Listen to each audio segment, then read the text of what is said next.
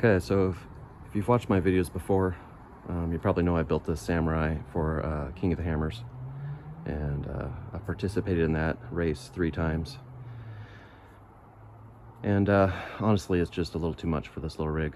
It's a lot of fun, and I enjoy it, but since then I've discovered like a rallycross style racing.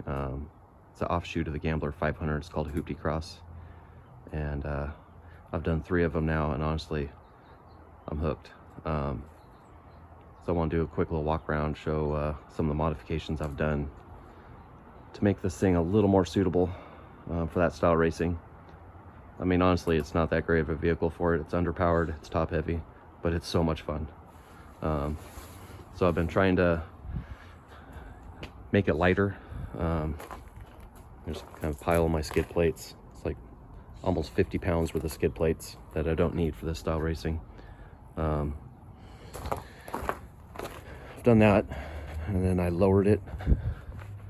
I lowered it about 1.5 inches from its King of the Hammers ride height. I've stiffened the sway bars. I'll show a quick little detail of that. When I built my sway bar arms, the sway bar sits up in front of the winch and then comes back, and it's got 3 mounting holes. So right now it's in the stiffest position. Typically for the sand dunes and King of the Hammers, I ran it in the softest setting. And right now the rear I've got in the middle. I can't run it in this hole. I've got to do a little modification to this. I didn't give this enough space. The heim joint runs into the end of this aluminum arm, so I just got to trim that back. But as it sits, I like the balance with the rear just a tiny bit softer.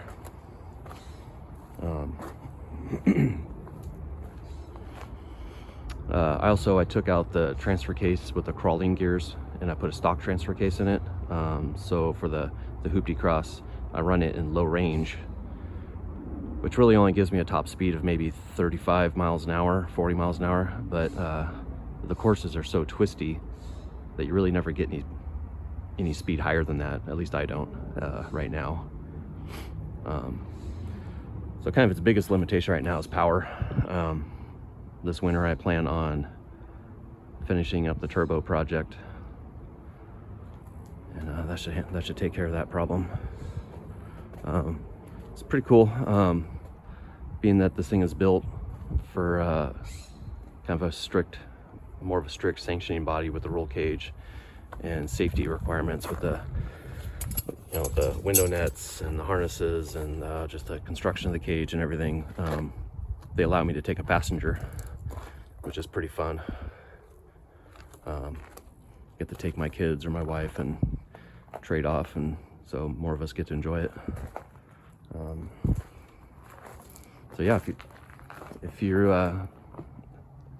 have any kind of a car, HooptieX literally is open to anything. Very loose, I shouldn't say loose, but very, very accommodating set of rules. It's made to be a super cheap and accessible form of racing. And if you get on their website, it's just HooptieX.com. They have events all over the country, and they do like a national points and all that sort of thing. But I just hit the local ones to me. That's another thing that's nice for me. I live in up in the Northwest near Portland, Oregon, and so King of the Hammers is like a 24-hour drive for me, and these HooptieX events that I've been hitting have been within a 2-hour drive. So it just makes it much easier to get to, and the entry fees are dirt cheap. It's just super fun. And depending on how many people enter, I think the lowest, the busiest event I went to, I think I got 6 runs in. The second one I went to, I got over 20 because there wasn't as many people. And then the event yesterday in Albany, I think I got about 10 runs in, 8 to 10 runs. I didn't really count them, but plenty. It's just fun, and you get timed, and it's fun to try to figure out where to or to improve your cornering or whatever to cut your times each time. Pretty fun. So if you're into that kind of thing, check it out. I mean, there's everything racing from just total whooped piles of crap to side-by-sides to, you know, purpose-built race cars. And there's a class for everybody. Super cool. So I think I'm gonna do a little more work to this thing. I might lower it a little bit more, another ½ inch to an inch, for next season, and then should have the turbo on it. And I might also drop my tire size to like a 31 or so. I have 33s on it now. I got to be a little careful throwing it in the corners. I get up on 2 and 3 wheels pretty often. But you know, for me, that's also part of the fun, is just pushing it to the limit, and the limit's pretty apparent most of the time. Part of what makes it fun, I guess. Anyway, thanks for watching.